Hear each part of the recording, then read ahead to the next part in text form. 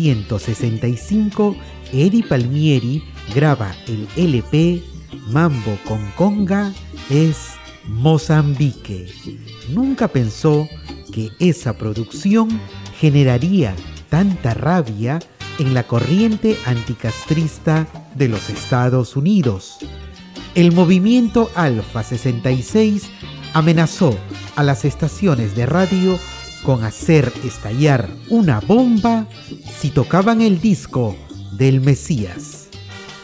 Hoy, en Salserísimo Perú, Eduardo Livia, autor del libro La historia del Sol Mayor, nos cuenta detalles de este episodio y también de lo que ha significado para él compilar en 294 páginas la vida del rumbero del piano Eddie Palmieri.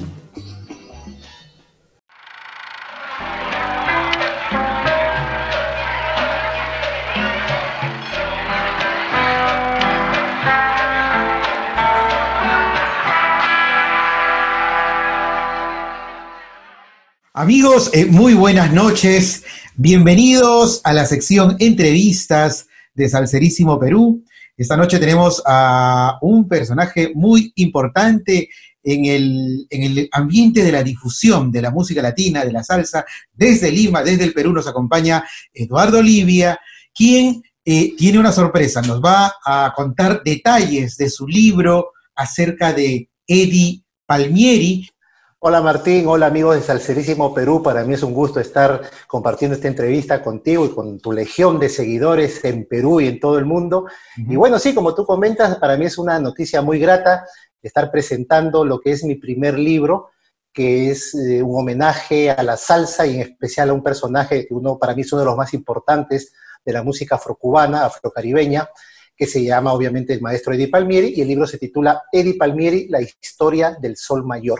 La historia del Sol Mayor. Pero, Eduardo, para que la gente también, sobre todo nuestros amigos del exterior, que yo sé que tienes también muchos seguidores con El Salsero, quisiera que nos cuentes un poco cómo nace esta pasión.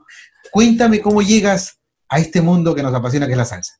Bueno, Martín, como todos o como muchos de nosotros, siempre los primeros contactos, los primeros sonidos, los primeros recuerdos son los del hogar. Y yo creo que en ese sentido tengo una doble herencia, ¿no? La herencia paterna y la herencia materna. Y yo siempre digo que es una combinación de ambos. Yo a mi papá le debo el tema de la colección, porque a él le gustaba coleccionar discos, no de salsa, pero le gustaba coleccionar música.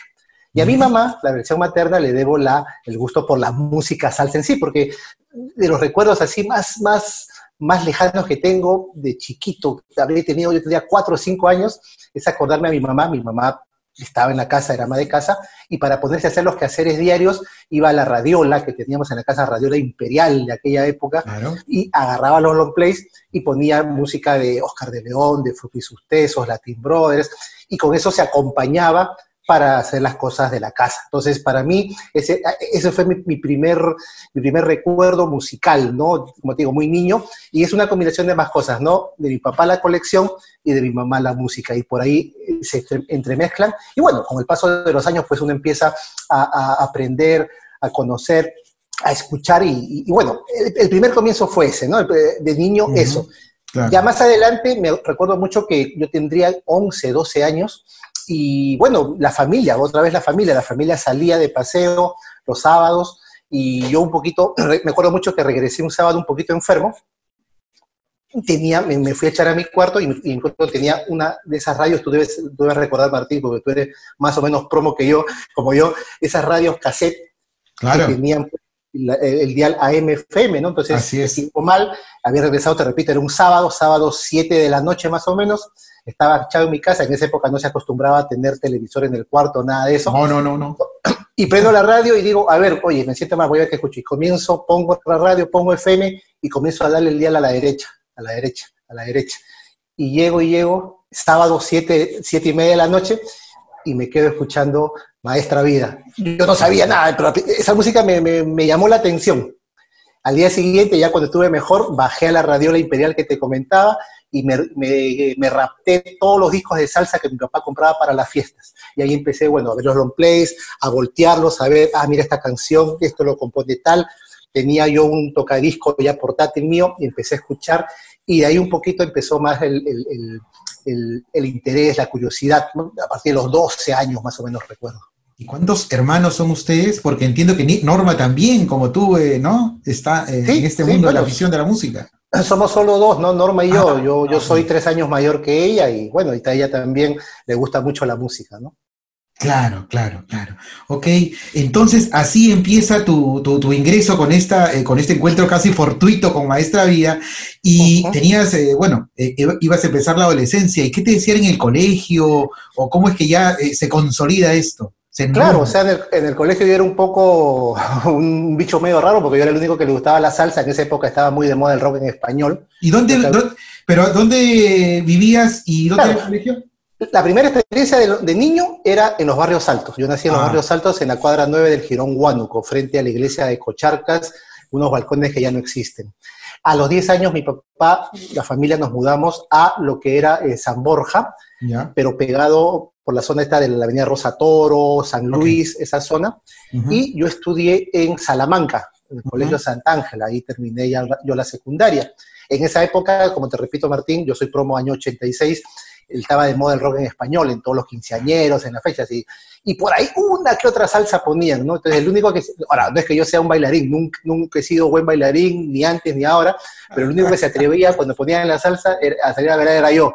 Había uno que otro amigo que me seguía la corriente, pero bueno, en esa época era casi un vicio solitario que lo compartía con una o dos personas. Mi despertar un poquito más a conocer más gente fue primero cuando, no me acuerdo quién me dijo y todo, y caí en la Colmena. ¿Tú te acuerdas? En la Villarreal, en la puerta de la Villarreal, vendían discos, cassettes, grabaciones en vivo. Ahí empecé un poquito más a aprender de cosas raras que obviamente no llegaban a Perú, pero sí vendían discos importados antiguos, discos importados nuevos, grabaciones, como te digo. Ahí ya fue un poco ir aprendiendo más. Y bueno, y pasaron los años. Recuerdo que yo ya estaba estudiando en la Universidad de Lima y Ingeniería Industrial, y me acuerdo que un día la Facultad de Comunicaciones hizo un conversatorio sobre salsa, y en esa época invitaron a Luis Delgado Aparicio, Urbano Koyak, para hacer una demostración de tambores, de todo. Yo estudiaba otra carrera, pero me llamó la atención el aviso, fui, y ahí conocí a otros amigos que también les gustaba más la salsa. Conocí a Roy Rivas Plata, que ya recién empezaba por esa época a hacer su programa Salsa Picante.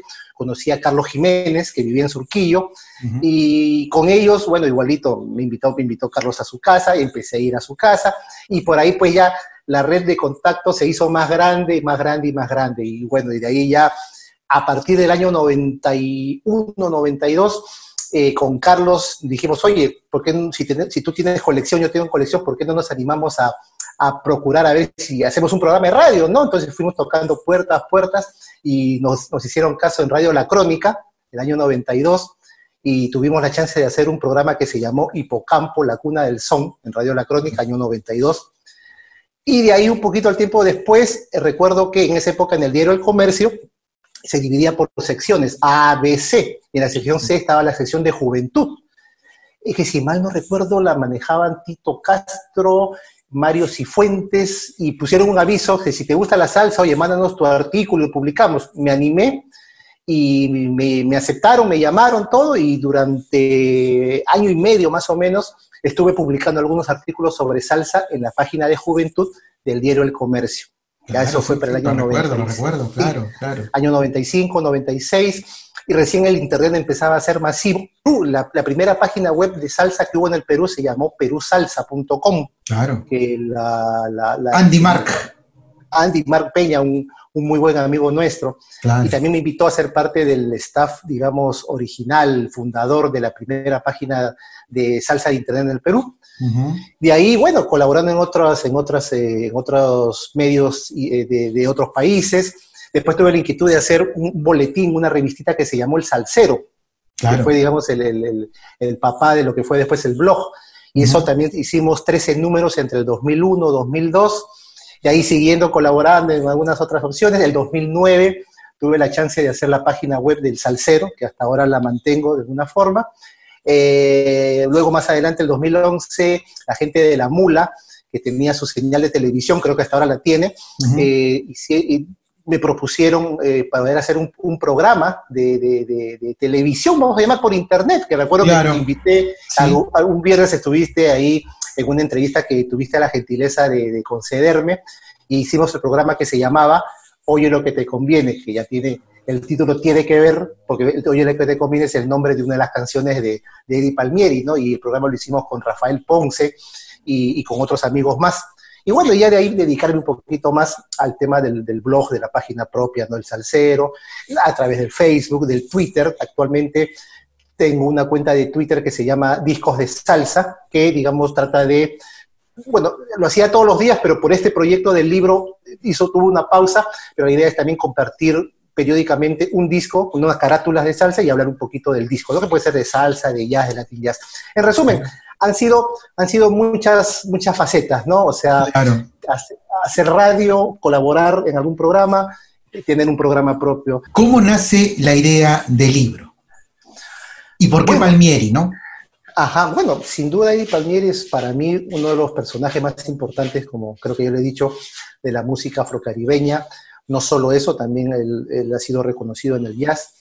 Y yo me acuerdo que a Palmieri lo vi por primera vez aquí en la Feria del Hogar, en Lima, Perú. 1990. Exacto, 1990. Obviamente a Palmieri lo habíamos visto solamente por video, uno que otro tema que se puso en la televisión. Me acuerdo Maestra Vida de Canal 9 ponía Busca lo tuyo, de Cheo Feliciano, y con Palmieri en el piano. Pero Palmieri era un ídolo, pero era un ídolo, digamos, no presente hasta que llegó esa vez, el año 90. Y pasaban los años y Palmieri no había regresado a Perú. Y me acuerdo que cuando ya tenía el blog, me enteré que Palmieri viajaba a Colombia, se iba a presentar en Medellín en el año 2011. Así es. Y tuve la idea, con mi hermana, con Norma, de, oye, Palmieri, ¿tú crees que vuelva a Perú? Difícil, ¿no? En esa época, 2011, no pensábamos que iba a volver, porque bueno, tal vez los factores de decisión de los empresarios iban tal vez por alguno por otro lado. Así que nos fuimos para allá, para Colombia, para Medellín. Y ahí tengo una anécdota muy bonita. Yo había conseguido, antes del viaje, porque fue en septiembre del 2011, en agosto había salido el DVD por los 50 años de Eddie Palmieri. Me lo habían enviado y acababa de llegar, pero ya salía el viaje para Medellín. Entonces yo le dije a Norma, oye, ¿qué te parece si en el viaje llevamos el DVD? A lo mejor de algo nos sirve. Al final de cuentas, ese DVD, cuando llegamos, tuvimos la chance de hospedarnos en el hotel donde estaban los músicos de Palmieri, y me acuerdo que una mañana, la víspera del show de Palmieri, estoy saliendo de la habitación del hotel y lo encuentro a Edward Palmieri II, el hijo, el manager de Eddie Palmieri, sentado ahí viendo el internet. Entonces yo digo, a ver, voy a sacar el DVD y se lo voy a enseñar. Él no habla mucho español, yo no hablo mucho inglés, pero siempre hay forma de podernos comunicar. Entonces me acerco, ¿no? Él estaba distraído todo, y cuando me acerco le digo, mira, soy de Perú y vengo para ver la orquesta, y mira lo que tengo acá. Se sorprendió, porque eso acababa de salir 2-3 semanas nomás antes en Estados Unidos, no tenía distribución ni en Colombia ni en Perú, y se pide, oye, ¿cómo tú tienes esto? Ah, sí, bueno, que somos admiradores del maestro, todo. Y le dije, no, la clásica, ¿no? Oye, me gustaría si me lo puede autografiar. Entonces me dice, no te preocupes, tenemos que ir hoy día al ensayo, espéranos 20 minutos y baja mi papá, ahí te lo firma. Bajé todo, lo firmó, fue la primera, bueno, honestamente no fue la primera vez que lo conocí, porque hay otra experiencia en la Feria del Hogar del 90, pero eso fue más no tan como esa vez. Claro. Bueno, ahí fue que empezó, digamos, no solamente la admiración por Eddie Palmieri, sino también el contacto con su entorno, con su hijo. A partir de ahí nos hicimos amigos con Edward II, Norma y yo, y ahí empezó a haber contactos, ¿no? Pero siempre había el tema de que ellos no venían a Perú, pero hasta que al final se dio, ¿no? Y Eddie Palmieri regresó al Perú el 2016, y después volvió el año pasado, el 2019. Y es a raíz de esa última visita del 2019 que en un almuerzo que tuve la chance de compartir, tuvimos la chance de compartir con él, ahí salió la idea del libro. En ese almuerzo, en esa conversa, en ese almuerzo, salió como fue un reto, como un desafío en la conversación, el poder escribir esto, ¿no? Obviamente salió como decir, oye, una idea, pero yo mismo me decía, ¿seré capaz de poder hacer? Dudé, me acuerdo que tuve 2 semanas de duda, oye, ¿lo puedo o no lo puedo hacer? Y al final dije, oye, me animo a hacerlo, y empecé. ¿Y él qué te dijo? ¿Te dijo algo? Eso fue, yo le estaba, obviamente, almorzar con Palmieri para mí era una experiencia tremenda, y le preguntaba cosas, entonces, oye, maestro, y este año, ese disco, y lo otro, hubo un momento en que me dice, oye, no, yo le dije, maestro, tanta historia que usted ha vivido, debería usted escribir un libro, así fue que yo le dije. Y él me dijo, sí, hay una persona en Puerto Rico que está bregando con eso, como ellos hablan. Qué bien, yo le dije. Seguí la conversación, más preguntas, más respuestas, más preguntas, más respuestas, y él ya me dice, oye, la verdad, oye, tú sabes bastante de mí, ¿no? Bueno, le dije, maestro, yo lo admiro mucho, y esas cosas, cuando a uno le gusta algo, lo aprende rápido. ¿Sabes qué? Tú deberías escribir mi libro. Y yo no sé si lo dijo en broma o lo dijo en serio, pero me dijo, tanto que preguntas, tanto que sabes, tú deberías escribir mi libro. Y le dije, maestro, sería un honor. Mira, mi hijo los quiere mucho, ustedes los conocemos mucho, cualquier cosa que yo te pueda ayudar para esto, hazlo, yo te ayudo. Vaya, maestro, gracias. Pero siempre te queda la duda, ¿no? Oye, te lo ha dicho por un halago, por un cumplido, todo. Pero así fue, esa fue la chispa que encendió la idea, ¿no? Te repito, tuve como 2 semanas pensando si sí o si no, pero en octubre del año 2019 empecé a escribir. ¿Qué es lo que más te ha sorprendido de la investigación? Bueno, obviamente el objetivo de la investigación, o sea, Eddie Palmieri es un personaje de culto, se ha escrito mucho de él, sin duda, pero yo entendía que se había escrito mucho de él de manera dispersa, o sea, un artículo en una revista, una entrevista en un diario, o una entrevista en una página web, o un ensayo sobre él, o sea, había información desperdigada. El objetivo del libro es poder juntar toda la información, la vida del maestro Eddie Palmieri en un texto que pueda tener una secuencia en base a su carrera discográfica y a su carrera de vida. Entonces, cuando ustedes puedan leer el libro, se van a dar cuenta que es un pasaje, son 6 capítulos, y cada capítulo es una década, ¿no? La década del 60, la década del 70, y así sucesivamente. Entonces, el objetivo era ese, era poder consolidar, porque yo sí creo que tantas experiencias que él ha vivido valen la pena que sean recopiladas, que sean, que puedan ser archivadas y puedan ser transmitidas y ser conocidas por todos. Pero repito, yo sentía como que había una dispersión de información en general. Pero lo bueno fue que, basado en esa investigación, tuve la chance de poder contactar con muchos músicos que trabajaron con él diferentes etapas de su carrera, con cantantes, ¿no? Con varios de los cantantes que pasaron por su banda, y obviamente me ayudaron a darle sentido a alguna información que uno puede encontrar en una revista, en un libro, y poder concatenar. Y bueno, y yo me doy cuenta sin duda que Palmieri es un personaje realmente importantísimo, que tiene más de 6 décadas de carrera musical y que ha sabido mantenerse en el tiempo, de alguna manera captando el gusto en cada etapa, ¿no? O sea, el Palmieri de los 60 con La Perfecta aprendió de todo el background previo que estuvo con las orquestas como de Vicentico Valdés, de Tito Rodríguez, su sonido de trombones.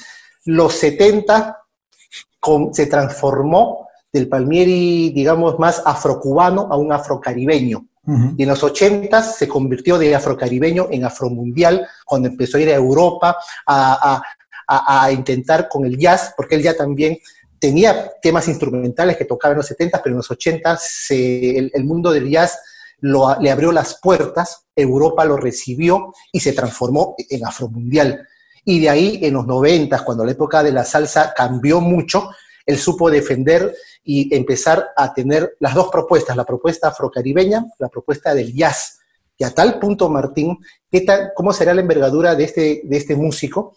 Que aunque en sus comienzos él nunca tuvo mucho el jazz como música original, porque a él me le gustaba lo afrocubano, pero fíjate tú cómo habrá sido su conversión, su impacto, que el año 2013 fue nombrado Gran Maestro del Jazz, que es, digamos, un reconocimiento que Estados Unidos le da a sus músicos de jazz más famosos, y solamente 4 latinos, desde que se instituyó el premio en 1982, solo 4 latinos han recibido ese premio: Rey Barreto, Paquito de Rivera, Cándido Camero y Eddie Palmieri. Entonces, para que veas un poco la importancia de Palmieri en el jazz, y obviamente todos lo conocemos en lo que es la música afrocaribeña. Claro, Eduardo, pero importantísima la compilación desde, como bien dices, desde la década del 60 hacia adelante. Pero en estos meses, ¿hay algún dato que te haya dado el maestro y que no te ha dejado dormir, que tú no lo sabías y que dijiste, no sabía que el caballero había tocado en, no sé, pues en Pekín o para un rey en África? No lo sé, estoy diciendo algo. Por ejemplo, sí, por ejemplo, mira, ese ejemplo que tú das es muy importante. En una de sus giras creo que fue el año 2017, que llegó pues a Europa Oriental, a esos países, digamos, que eran antes la Unión Soviética. Ajá, él llegó a tocar en un show, quien fue a verlo fue Vladimir Putin, ajá, el líder de Rusia, ¿no? O sea, claro, él tocó para Putin. Bueno, no fue un show especialmente para Putin, pero estuvo Putin ahí dentro de lo que fueron sus asistentes. Él ha estado en todas partes, en los 5 continentes, ¿no? O sea, ha estado en Oceanía, en Australia se ha presentado más de una vez, ha estado 10 o 12 veces en Japón, en el Blue Note, lo ha cogido constantemente, obviamente en la faceta del jazz. En Sudamérica ha visitado Perú, ha visitado Colombia, ha visitado Venezuela, estuvo en Panamá.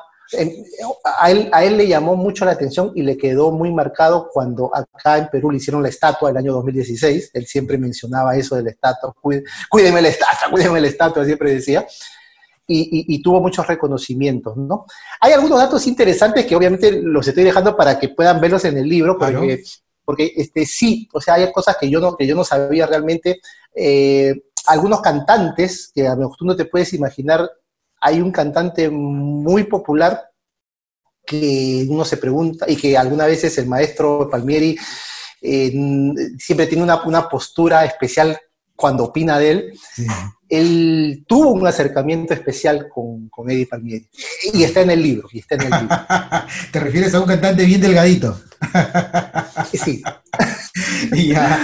Bueno, Eduardo, pero a lo largo de la investigación, ¿has descubierto también sobre todo en el almuerzo o en los encuentros personales con Eddie, has detectado o podrías hablarnos de la personalidad de don Eddie? Porque a veces se habla pues de un carácter fuerte o exageradamente o no, o excesivamente disciplinado. Eso, cuéntanos un poco para que los seguidores puedan tener una idea más de Yo creo que, como dice el nombre de uno de sus discos, él con el paso de los años ha ganado la sabiduría, que es uno de sus últimos discos de jazz latino, o de jazz afrocaribeño, como a él le gusta decir. Ha ganado la sabiduría para poder tener un momento para exigirle a sus músicos, como un momento para poder dejarlos en libertad. O sea, todos los músicos de los cuales he podido entrevistar para el libro, todos han coincidido en que tocar con Palmieri, a la vez que es una exigencia, es un placer. La exigencia porque el hombre en los ensayos es exigente, pero el placer porque ya en la tarima los deja hacer. O sea, muchos me han dicho, yo en ninguna orquesta he tenido la chance de destacar tanto tocando con Eddie Palmieri. Llámense bajistas, violinistas, trompetistas, trombonistas, percusionistas. O sea, por un lado te exige, te sabe sacar al máximo el jugo, pero ya cuando toca el momento de la verdad, te deja con una libertad y te realizas. Y eso no pocas orquestas de música salsa permiten eso. En lo personal, es un tipo sumamente divertido. O sea, tú puedes conversar con él y a él le gusta bromearse contigo, te cuenta anécdotas de la época que era joven, de sus viajes alrededor del mundo. Es un hombre que se cuida mucho también en la salud, aunque tú no creas. Ese día, que cuando llegamos al restaurante, él cargaba una sal de algas que le echa a todas sus comidas. Entonces, él se cuida, come medido, usa siempre un aceite, su sal especial, se cuida mucho en la alimentación. Es un tipo que lee, me acuerdo mucho que él, cuando en una de las conversaciones que tuve con él, me hablaba de la historia de su familia, cuando llegó su bisabuelo, tatarabuelo de Córcega, porque la familia Palmieri viene de Córcega, de Europa. Unos llegan a Puerto Rico, otros llegan a Sudamérica, porque hay un Palmieri peruano que tiene que ver con Eddie Palmieri. Entonces, y me contaba que él había investigado el árbol genealógico de los Palmieri, que digamos el bisabuelo o el tatarabuelo era dueño de una hacienda, y me recomendó, mira, Eduardo, léete este libro, ¿no? El libro de la esclavitud en Puerto Rico del siglo XIX, y ibas a ver que aparece la hacienda Amelia, que era la hacienda de mi bisabuelo, y vas a ver cómo fue el desarrollo de la familia, que algunos se regresaron, que mi bisabuelo se quedó. O sea, es un hombre que lee mucho. Y tuvo esas influencias, porque en sus comienzos, digamos, él era un músico nomás, pero hay un personaje que él también quiere mucho, que se llamó Bob Bianco, que tal vez no era un músico muy virtuoso, pero que era a la vez profesor de economía política. Y este señor Bob Bianco lo obligó a matricularse en cursos de economía política a fines de los 60. Y en esa época en los Estados Unidos había mucho tema, ¿no? La guerra de Vietnam, el Black Power, la liberación femenina, el movimiento por los derechos humanos. Y Palmieri, o sea, Bob Bianco le dijo, después que estudies conmigo, nunca vas a volver a leer el periódico de la misma manera, le dijo. Yo me acuerdo mucho de esa frase. Y Palmieri se convirtió de ser meramente un músico a ser, digamos, un pensador, un comunicador. 10 años antes de Rubén Blades y su boom, Palmieri había escrito Justicia. Así es. Había escrito La Libertad, lógico. Entonces es un poco un precursor. Tal vez no sea muy reconocido por esa faceta, pero él siempre habla mucho, ¿no? de las condiciones que existen para que cómo poder, digamos, que siempre va a haber la pobreza y tiene su método, o sea, sin haber nunca marcado una posición política clara o explícita, el hombre es un pensador político y creo que es un representante a su manera del sentir de la cultura nuestra. ¿Te dijo algo sobre René Hernández, este músico cubano, ¿no? De tanta importancia en sus libros? René Hernández para él también es uno de sus mentores. Él siempre tiene muchos mentores y René Hernández fue uno de ellos. René Hernández, él lo admiró cuando fue durante casi 20 años pianista y arreglista principal de Machito. Entonces él lo conoció ahí y de ahí fue que entabló amistad. Es más, ¿cómo lo habrá admirado Palmieri a René Hernández? Que le puso a una de sus hijas René, o sea, no René con una sola E, sino con una segunda E, en homenaje al maestro René Hernández. René Hernández fue muy importante para él porque René Hernández ya le había hecho algunos arreglos, pero muy espacialmente en su primera etapa. Sí. Pero cuando Palmieri empieza a trabajar en el proyecto para el disco El Sol de la Música Latina, así es. René Hernández ya se había retirado de Nueva York y vivía en Puerto Rico. Tocaba en un hotel, pianista, pero ya no tenía digamos, se había retirado de las grandes ligas, de las big bands. Eddie Palmieri va a buscarlo a Puerto Rico, va a buscarlo al hotel donde trabajaba René Hernández para convencerlo que le trabaje arreglos para su nuevo proyecto. Y de tanta insistencia, al final René cede y dice, ok, ya, Eddie, vamos a hacer una cosa. Vente todos los días de 2 a 4 de la tarde, pero solo de 2 a 4. Vamos a empezar a trabajar, pero solo de 2 a 4. Y así él contaba que empezó pues a hacer los arreglos para esos discos pues, que fueron los primeros Grammys de la salsa. Claro, no, impresionante el trabajo de René y el reconocimiento efectivamente que le tuvo él, y tú justamente conversé en la última visita que hizo el maestro a Lima y también me lo mencionó, por eso te preguntaba. Y con Tito Rodríguez, había pues ahí un tirijala con Tito, ¿no? Sí, bueno, por un lado, una de las cosas que también se mencionan en el libro, que yo investigando pude confirmar, es la gran influencia y el gran apoyo que tuvo Charlie Palmieri, su hermano mayor, en él. O sea, más allá de que haya sido su hermano y haya ese amor fraternal, lo importante es que Charlie le llevaba 9 años y siempre le dio chances para que Eddie entrara a tal o cual orquesta. Gracias a Charlie Palmieri, Eddie entra a tocar con Vicentico Valdés. Y gracias a Charlie Palmieri es que Eddie entra a tocar con Tito Rodríguez. Entonces, con Tito Rodríguez la estancia fue casi de 2 años, entre 1958, septiembre de 1958, hasta 1960. Solo grabó un disco. Claro que Eddie lo cogió a Tito en la época en que Tito quería convertirse en una suerte de Desi Arnaz, o sea, hacer esos shows en Las Vegas con coreografías. Tito tenía a su esposa japonesa, la ponía a cantar, se disfrazaba de personajes. Era un show entre tropical y de espectáculo, ¿no?, teatral. Eddie entró en esa época en la banda de Tito Rodríguez. Él dice que sí aprendió mucho, obviamente, porque Tito siempre, o sea, Eddie tenía la dualidad, ¿no? O sea, tenía por un lado el tema de decir, Tito Rodríguez es lo más cercano que los latinos hemos tenido de Frank Sinatra. Por un lado era la admiración. Pero por otro lado también, Tito también tenía una forma especial de ser con sus músicos. Sí. Y Eddie también tiene su forma de ser. Entonces, la asociación fue de 2 años, no siguió más. Se retiraron entre buenas y malas, porque incluso se dice que el título del segundo disco de Eddie, que se llama El Molestoso, fue, digamos, con relación a esa retirada de Eddie de la banda de Tito. Pero en el resumen general, sí, yo creo que Eddie reconoce mucho esa experiencia que tuvo con Tito Rodríguez, porque sin duda era un hombre grande, y eso ya le sirvió para terminar de afiatar y tomar la decisión de hacerse independiente. Ahí dijo, nunca más tocar para nadie, y formar La Perfecta. Es curioso porque, bueno, han ocurrido tantas anécdotas alrededor de la trayectoria del maestro, que por ejemplo el LP Mozambique, ¿no? Tiene toda una historia porque parece que hasta no fue muy bien visto por los anticastristas en los Estados Unidos. ¿Te contó algo de eso? Decían que Palmieri era comunista. Claro, él trae el ritmo Mozambique que Pello Lafrocán en Cuba lo había vuelto una sensación desde el año 1963. Y si no mal no recuerdo, Manio Kendo, que era un poco el hombre que siempre le traía las últimas de Cuba, le dice, oye, mira, esto está de moda, el ritmo de Mozambique, que era una especie de comparsa, ¿no? Un ritmo de comparsa.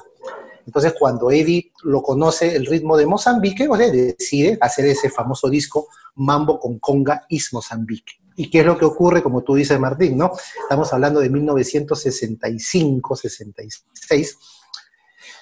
¿Y qué pasa? Que avistaba fuerte el movimiento, lo que había pasado en Cuba, ¿no? Que se había declarado socialista, y los cubanos en los Estados Unidos pues cogieron realmente la oposición fuerte, agresiva.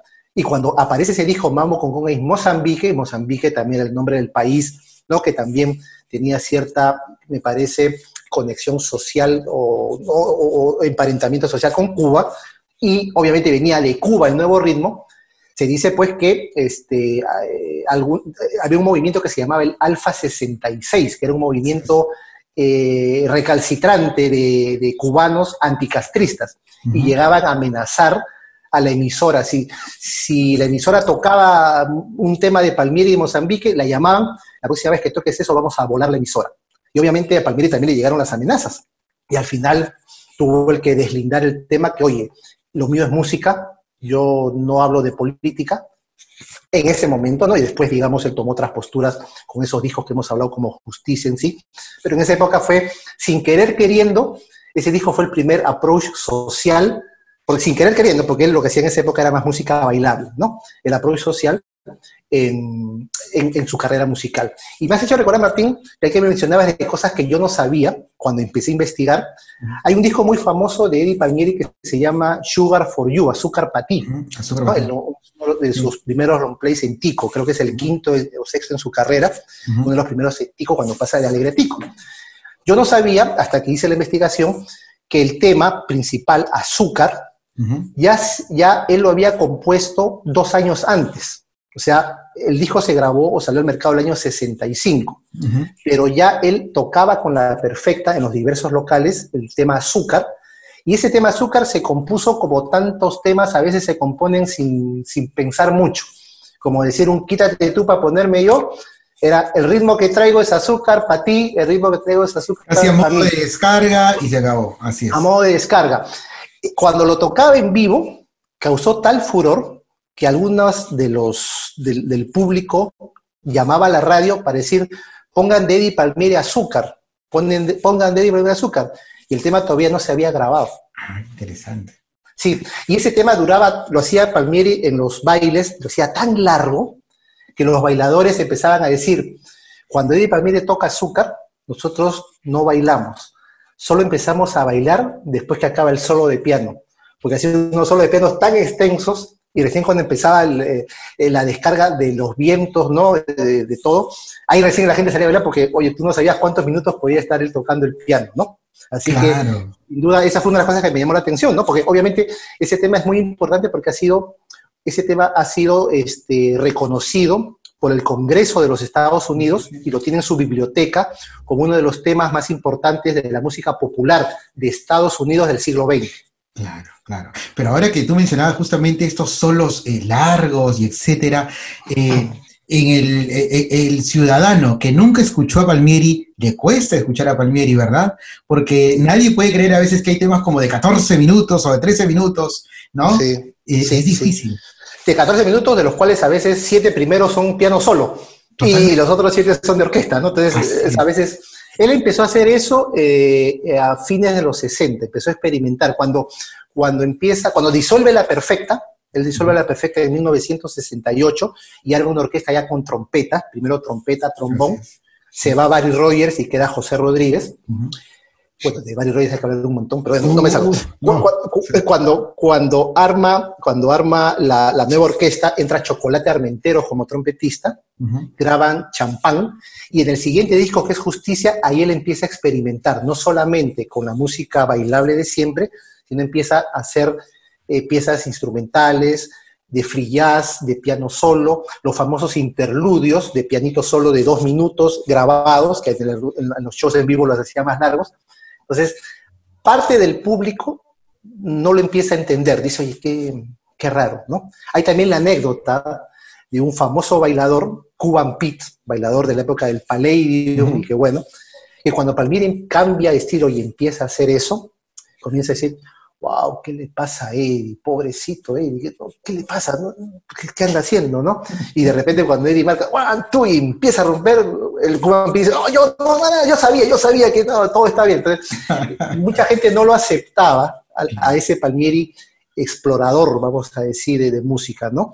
Pero una de las cosas que en lo personal, Martín, a mí siempre me ha llamado la atención de su estilo, y yo debo confesarme que el hombre me ha cautivado musicalmente, es que el Palmieri es un gran solista, no solo cuando toca, sino cuando no toca. O sea, cuando está en el tema y se prepara a tocar, y a veces hay unos segundos en el que está la orquesta sola, el bajo, y tú no sabes por dónde va a entrar en el piano.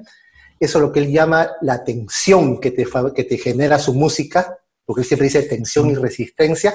A veces es una de las cosas que no conozco otro músico, al menos de música afrocaribeña, que tenga eso, ¿no? O sea, el que cómo te mantiene la expectativa, en qué momento, cómo va a entrar, ¿no? Es un espectáculo, totalmente, definitivamente. Entonces, el hombre es un genio, ha sabido trascender. En los méritos también, todos sabemos los 10 Grammys, él fue el primer músico que se ganó un Grammy, y mérito especial porque el primer Grammy se lo gana, eran 7 discos, 5 de Fania, y él era de una disquera chiquita, y sin embargo gana el Grammy, o sea, imagínate, o sea, ese es un mérito especial, y tiene 10 hasta la fecha, ¿no?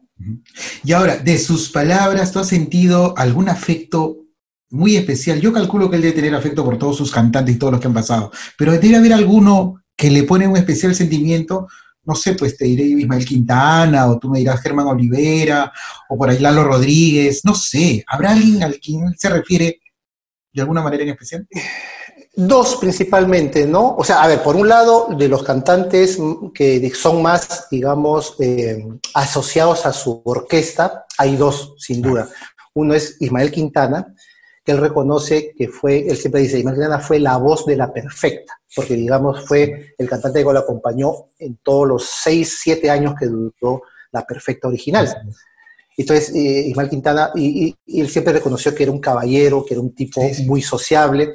Palmieri tenía sus cosas en los 60, o sea, y Ismael sabía entenderlo, sabía comprenderlo y estar con él bien. Uno. El otro es Germán Olivera.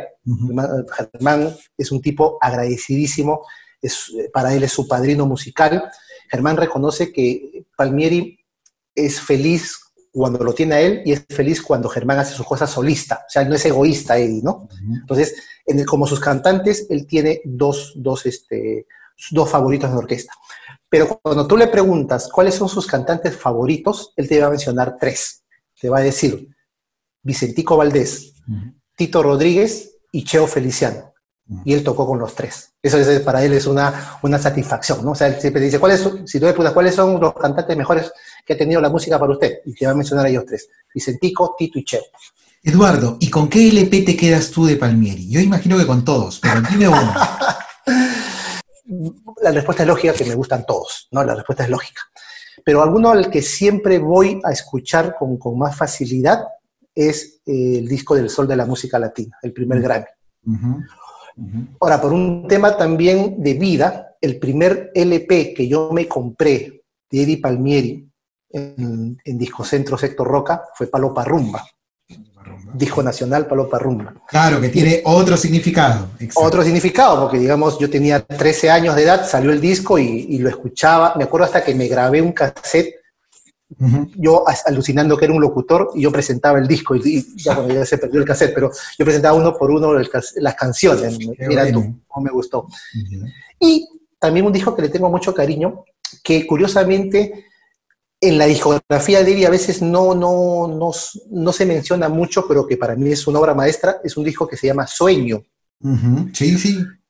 Que fue el primer disco... Gris. ¿O no? Que tiene un mural que se hizo en Nueva York de una máscara de esos personajes de los carnavales de Ponce, que se llaman los Vejigantes. Exacto. Ese disco Sueño fue el primer disco importado nuevo que yo compré. Bueno, me lo trajo de Estados Unidos, porque eso no salió aquí en edición nacional, lo trajo la madrina de confirmación de Norma, una vecina nuestra que viajó a Estados Unidos. Yo tenía 18, 19 años y se lo pedí.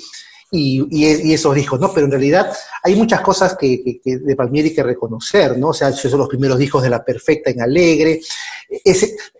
Yo también en el libro digo que, aunque no creas, la carrera musical de Palmieri se puede reconocer por trilogías en su discografía. O sea, está la trilogía de los 3 primeros discos, ¿no? De Alegre Records.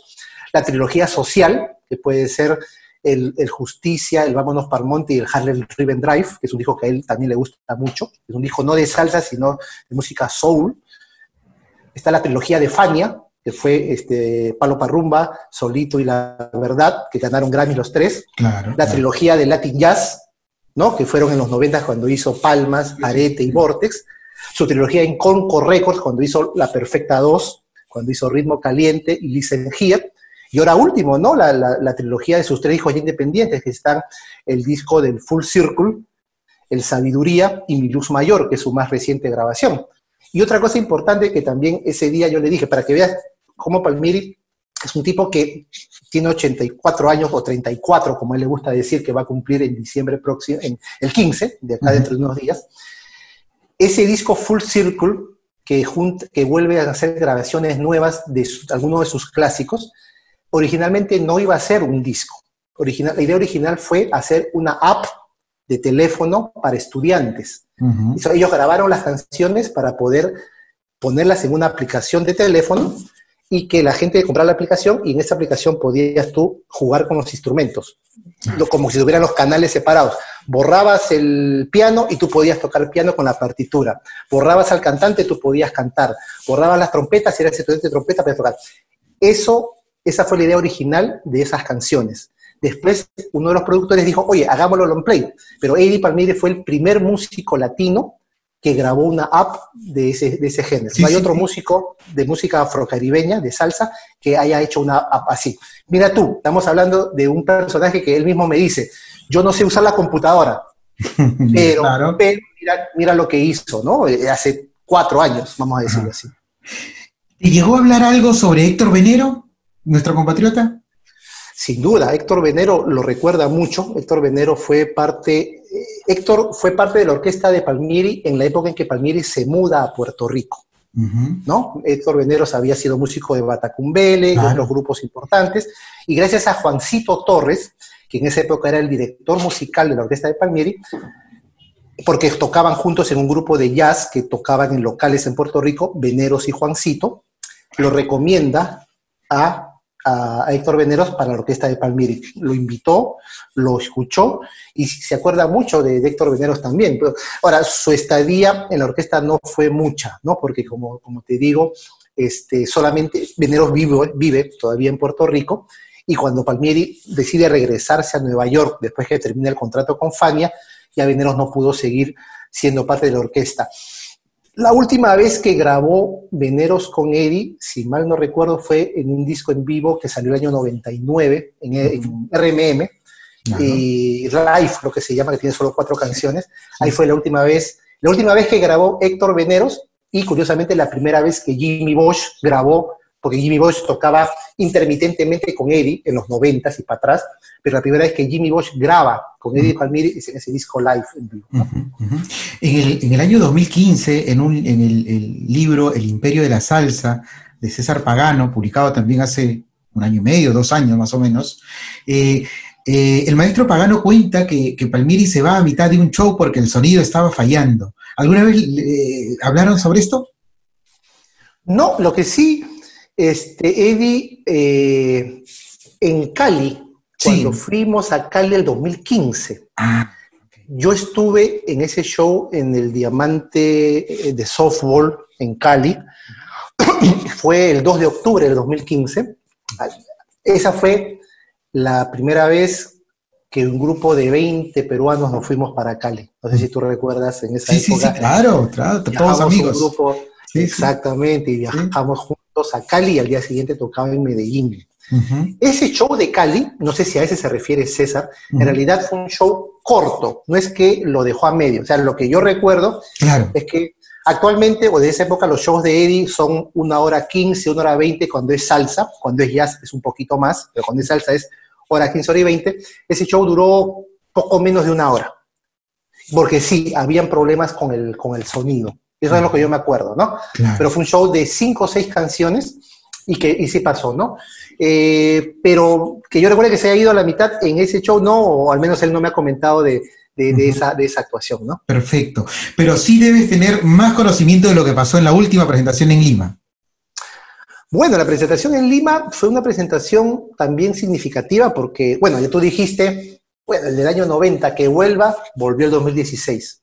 Ahí nos sentíamos satisfechos, ya, lo vimos por fin.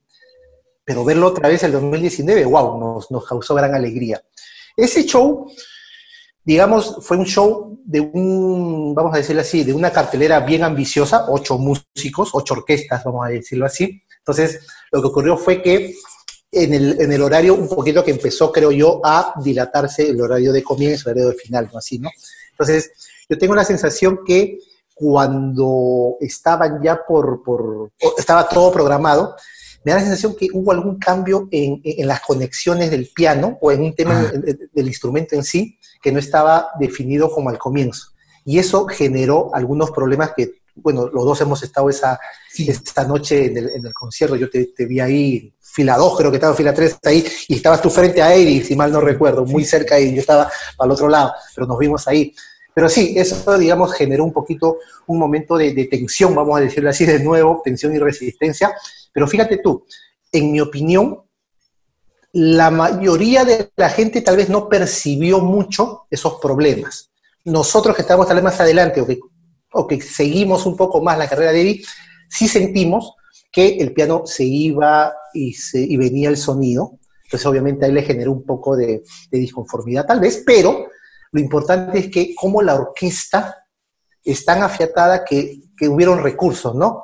Y yo ahí reconozco mucho, por ejemplo, el trabajo de Jimmy Bosch. Jimmy Bosch se montó, digamos, la dirección, voy a llamarla así, y supo poder complementar tal vez algunas de esas cositas que algunos sí nos pudimos tal vez haber dado cuenta, pero que sin duda la experiencia, la sabiduría que yo vuelvo y digo que tiene él y el resto de su orquesta que se complementa tanto, creo que supieron de alguna manera capear ese temporal. ¿Sabes por qué lo preguntaba? Porque, claro, si bien la percepción adelante puede ser más nítida, digamos, pero al día siguiente en las redes sociales sí, la mayoría comentaba qué pasó con Palmieri, y tú sabes, ¿no? Los rumores eran, uno, se le malogró el piano, dos, las fallas técnicas, tres, se molestó por algo, cuatro, en fin. ¿Él te lo comentó alguna vez? ¿Te dijo, Eduardo, oye, pasó esto? No, la verdad, después de ese show, las veces que hemos tenido contacto, no, al contrario, de alguna manera, en el balance siempre permanece el cariño, porque digamos, te repito, o sea, vino el 2016 y pensábamos que ya, que estábamos satisfechos, lo vimos de nuevo y punto.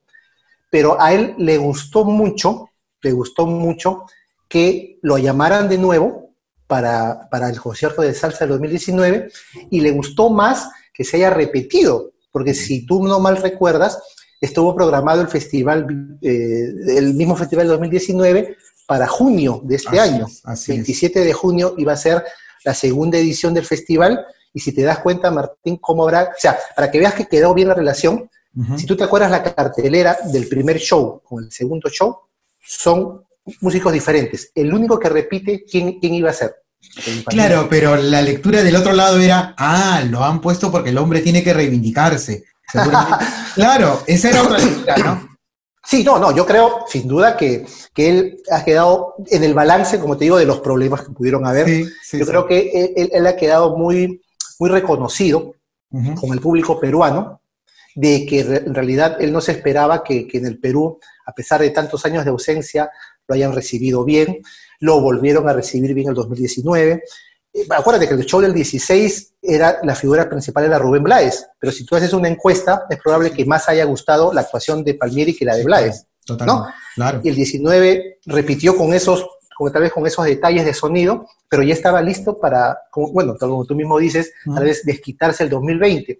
Y es más, Martín, te digo, la idea del libro era poderlo lanzar en junio del 2020, la víspera del concierto. Claro. Mi idea era lanzar el libro con él acá en Lima, y hacer de alguna manera a lo mejor la presentación con él. No sé si iba a organizar algo, pero bueno, pasó lo de la pandemia, que por un lado también tuvo su lado bueno, Martín, también porque de alguna manera me sirvió para seguir afinando mejor la investigación, ¿no? Usted tuve un poco más de tiempo para completar la investigación y al final poder sacar un producto que espero sea bien recibido por todos los lectores, por todos los aficionados a la música salsa, y no solo salsa, también del jazz, porque sin duda es un personaje de ambas vertientes, afromundial, diría yo. Claro, como él también menciona, afromundial. Eduardo, ¿y cómo le está pasando el maestro en estos meses de encierro, o por lo menos de tantas restricciones? Él ha sido muy cuidadoso en el sentido de poder seguir las pautas, ¿no? Es una persona pues de edad, obviamente. Él sabe muy bien lo que el mundo enfrentó. Nueva York fue uno de los sitios que más sufrió los estragos de la pandemia por meses. Entonces, él siempre se estuvo cuidando. Él bromeaba mucho porque decía, ahora que estoy encerrado, por fin puedo aprender a tocar bien el piano. Imagínate lo que él dice, ¿no? O sea, y no solo eso, sino también se dedicó a componer. Y él tiene ya 10 composiciones nuevas que ha venido trabajando en estos meses, ¿no? Entonces ya tiene 10 composiciones, pensando en algún momento volver a grabar. O sea, en esta pandemia, Palmieri ha compuesto 10 nuevos temas. Ha estado practicando, ha estado escribiendo, y tiene 10 nuevos temas que ya en algún momento seguro se animará a grabar. Por otro lado, él estuvo, te repito, muy cuidadoso con el tema de la salud, de la pandemia, del cuidado, pero en octubre ya empezó a aparecer públicamente, ¿no? Tuvo una primera presentación en octubre en el Blue Note con su grupo de jazz, su sexteto de jazz afrocaribeño.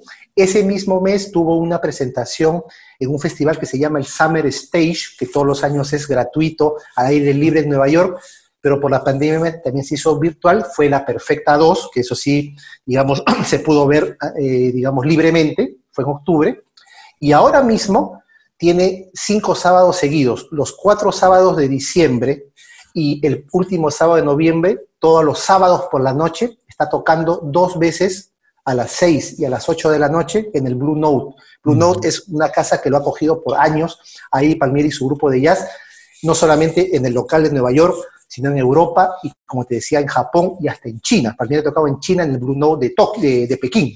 Entonces, él está cerrando el 2020 tocando todos los sábados por la noche con su grupo de jazz afrocaribeño.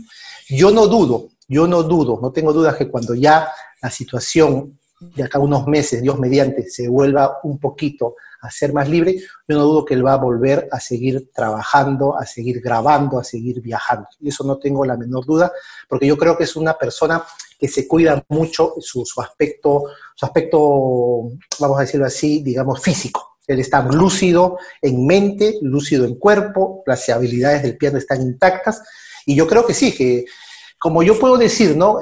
Y una de las cosas que yo tenía duda cuando quise escribir el libro, yo dije, ¿seré capaz de poder condensar todo lo grande que es este señor, toda la historia de este señor en un solo texto?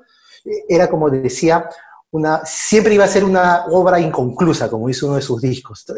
¿Por qué? Porque yo sí estoy seguro, como dicen por ahí, que siempre con Eddie Palmieri va a haber una página nueva por escribir.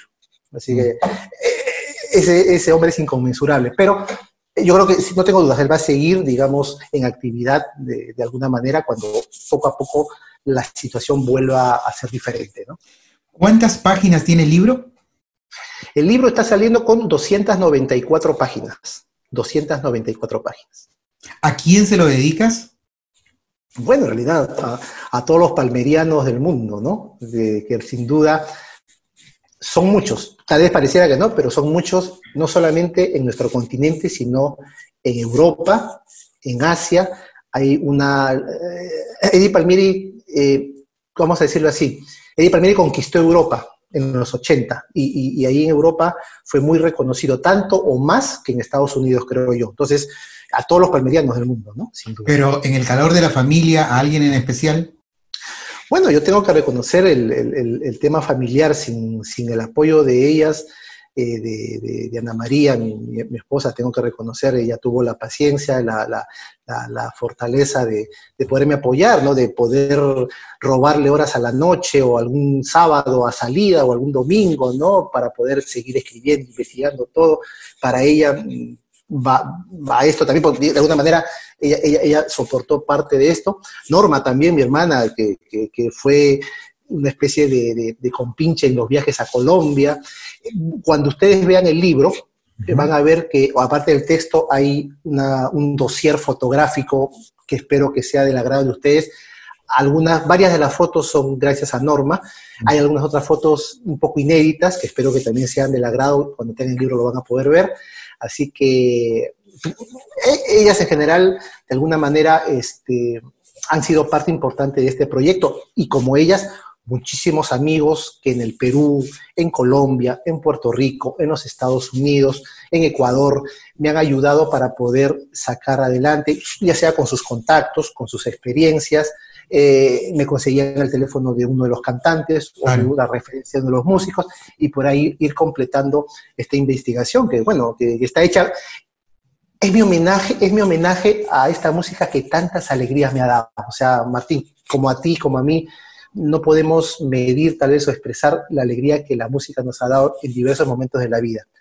Una de las formas de poder reconocer esto es escribiendo este homenaje a uno de mis ídolos, ¿no? ¿Alguna vez imaginaste que esto iba a desembocar, que tu encuentro con la música fortuita de Maestra Vida iba a desembocar en esto? No, originalmente no, pero ya estamos acá, estamos a pocos días de tener el libro pues ya en el mercado, y si la cosa va bien, quién sabe, a lo mejor es el comienzo de alguna otra experiencia de vida. O sea, para mí fue, como te digo, un reto, ¿no? Un reto motivado por esa chispa que te comenté, de poder probar en mí mismo que era capaz de rendir un homenaje de esta forma. También yo tenía un horizonte de vida, o sea, yo en enero cumplo 50 años de edad, y quería hacer esto antes de llegar a los 50, y por ahí iba el reto, ¿no? Propiamente. Finalmente, ¿quién es Eddie Palmieri como persona para ti? Bueno, Eddie Palmieri sin duda es uno de mis ídolos, es a quien yo agradezco, y como yo digo también, o sea, y como robándole un poco la palabra de una de las frases que él siempre dice, ¿no? Para mí, la música de Eddie Palmieri es el pulso de mi vida, como él suele decir. Eso. Gracias, Eduardo. Muchas gracias por tu tiempo y por estar con nosotros en esta noche en Salserísimo. Gracias, Martín. Los invito, ya dentro de muy poco está el libro disponible. Estamos saliendo con Editorial Mesa Redonda de Sandra López. Y los invito, apenas esté, vamos a seguir comunicando cómo van a poder ustedes conseguir este libro, este homenaje que se llama, pues, Eddie Palmieri, ¿no? Y sin lugar a dudas, para mí es un trabajo de todo corazón, con mucho amor, Eddie Palmieri y la historia del Sol Mayor. Y gracias a ti, Martín, es Salcerísimo, por esta oportunidad de compartir un poquito mis ideas, mis experiencias y toda la expectativa con la que estoy llevando este proyecto. Gracias, de verdad.